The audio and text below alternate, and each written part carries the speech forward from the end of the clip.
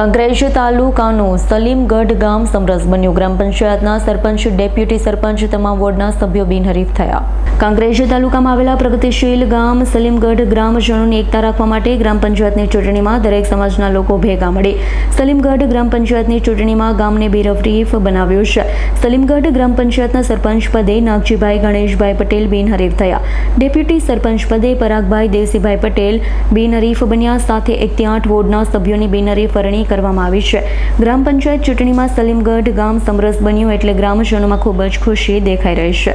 સલીમગઢ ગામની સ્થાપના થઈ એના પછી આજે પહેલી વખત અમારા ગામની પંચાયત આવી છે અને પંચાયતમાં સમગ્ર ગામના યુવાનો, વડીલો અને બહેનો બધા જ પ્રેમથી અમને બિનહરીફ પટેલ નાગજીભાઈ ગણેશભાઈને સરપંચ તરીકે અને મને ડેપ્યુટી સરપંચ તરીકે અમારી વરણી કરી એટલે અમારા ગામ લોકોનો ખૂબ ખૂબ આભાર। બસ અસ્તુ।